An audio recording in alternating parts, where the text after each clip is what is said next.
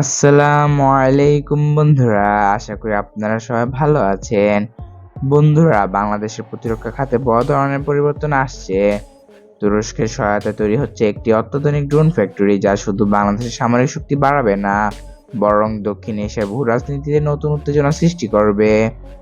ভারতের জন্য এটি একটি বিপদের বার্তা। আসুন বন্ধুরা, আজকের এই ভিডিওতে আমরা আলোচনা করি বাংলাদেশের তুরস্কের এই উদ্যোগ এবং এর আঞ্চলিক প্রভাব কি পড়তে পারে বাংলাদেশের উপর। বন্ধুরা, বাংলাদেশ তার সামরিক শক্তিকে আধুনিক করতে দ্রুত পদক্ষেপ নিচ্ছে। বর্তমান বিশ্বের সামরিক প্রযুক্তিতে ড্রোন একটি গুরুত্বপূর্ণ অংশ। এটি শুধু গোয়েন্দা তথ্য সংগ্রহে নয়, যুদ্ধক্ষেত্রে শত্রুকে পরাস্ত করতে অত্যন্ত কার্যকর। বাংলাদেশ ইতিমধ্যে কিছু বিদেশি ড্রোন কিনলেও এখন নিজস্ব ড্রোন উৎপাদনের দিকে এগিয়ে যাচ্ছে। তুরস্কের সহযোগিতায় এই ফ্যাক্টরি নির্মিত হলে বাংলাদেশ তার প্রতিরক্ষা ক্ষেত্রে স্বয়ংসম্পূর্ণ হতে পারবে।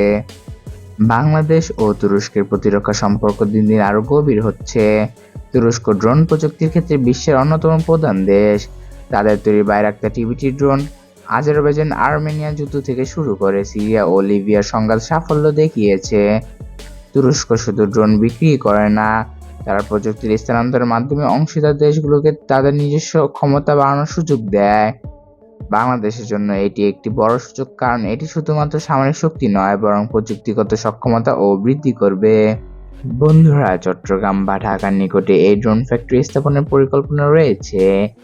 এটি একটি যৌথ উদ্যোগ হবে, যেখানে তুরস্ক প্রযুক্তি ও অভিজ্ঞতা দেবে এবং বাংলাদেশ শ্রম ও স্থানীয় রিসোর্স ব্যবহার করবে।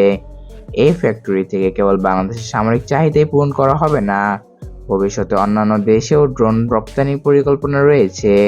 এটি বাংলাদেশকে একটি আঞ্চলিক প্রযুক্তি হিসেবে প্রতিষ্ঠিত করতে পারে। তবে এর ফলে আঞ্চলিক রাজনীতিতে কি প্রভাব পড়বে, এখন সেটাই বড় প্রশ্ন। তুরস্কের সঙ্গে বাংলাদেশের এই অংশীদারিত্ব ভারতের জন্য একটি বড় চ্যালেঞ্জ। ভারত, যেটি ইতিমধ্যে চীন ও পাকিস্তানের সঙ্গে সামরিক প্রতিযোগিতায় রয়েছে, এখন বাংলাদেশের প্রতিরক্ষা খাতের অগ্রগতিকে একটি নতুন উদ্যোগ হিসেবে দেখছে। বন্ধুরা, পৃথিবীর শক্তিশালী দেশগুলো মনে করছেন বাংলাদেশ যদি ড্রোন প্রযুক্তি স্বয়ংসম্পূর্ণ হয়ে যায়, তবে এটি আঞ্চলিক শক্তির ভারসাম্য বড় পরিবর্তন আনতে পারে। ভারত ইতিমধ্যে বাংলাদেশে তার প্রভাব বজায় রাখতে কাজ করছে, কিন্তু তুরস্কের এই সহযোগিতা ভারতের সেই প্রচেষ্টাকে দুর্বল করতে পারে। ড্রোন ফ্যাক্টরি নির্মাণ বাংলাদেশের জন্য একটি বড় পদক্ষেপ, তবে এর সঙ্গে কিছু চ্যালেঞ্জও আছে। প্রথমত, কারিগরি দক্ষতার অভাব মোকাবিলা করা এবং দ্বিতীয়ত আন্তর্জাতিক রাজনৈতিক চাপ সামলানো। তবুও যদি বাংলাদেশ এই প্রকল্প সফলভাবে বাস্তবায়ন করতে পারে, তবে এটি আঞ্চলিক এবং আন্তর্জাতিক পর্যায়ে একটি গুরুত্বপূর্ণ অবস্থানে পৌঁছাবে। বন্ধুরা, বাংলাদেশ তুরস্কের এই ড্রোন ফ্যাক্টরি উদ্যোগ শুধুমাত্র একটি প্রতিরক্ষা প্রকল্প নয়, এটি দক্ষিণ এশিয়ার ভূ রাজনীতিতে পরিবর্তনের ইঙ্গিত। বন্ধুরা, আপনারা কি মনে করেন, এই উদ্যোগ কি বাংলাদেশে একটি নতুন উচ্চতায় নিয়ে যাবে, নাকি এটি আরো বড় কূটনৈতিক চ্যালেঞ্জ নিয়ে আসবে? কমেন্ট করে আপনার মতামত জানাতে ভুলবেন না।